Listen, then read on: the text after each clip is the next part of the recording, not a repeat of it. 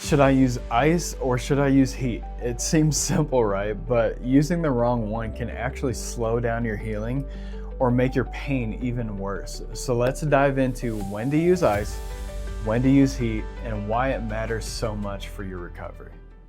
Let's start with ice. Ice or cold therapy is perfect for acute injuries. That means injuries that are sudden and usually come with swelling, bruising, or sharp pain. Imagine you rolled your ankle, strained a muscle at the gym, or tweaked your back while lifting something. You've likely just caused some micro tearing or trauma to your muscles. And your body reacts with inflammation, which brings swelling, redness, and heat to that area. That's where ice comes in. It helps to constrict your blood vessels, reducing swelling. It numbs your nerve endings, which actually helps with pain. And then it also controls internal bleeding in the tissue early on.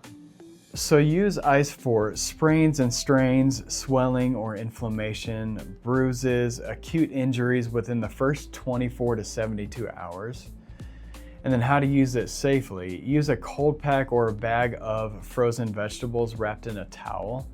Apply it for 15 to 30 minutes at a time and wait at least 30 minutes before reapplying. Now let's talk about heat. Heat therapy actually works in the opposite direction, which makes sense. It opens up the blood vessels, increases circulation, and helps muscles to relax. And so this is ideal for chronic issues, tight or stiff muscles that need more flexibility and more blood flow.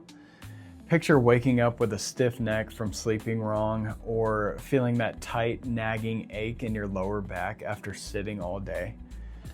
That's when heat can work wonders. So use heat for muscle tension or spasms, chronic pain, stiff joints, or before activity to loosen up muscles. Bonus tip, moist heat like a warm towel or a heating pad with a damp cover can actually be more effective than just dry heat.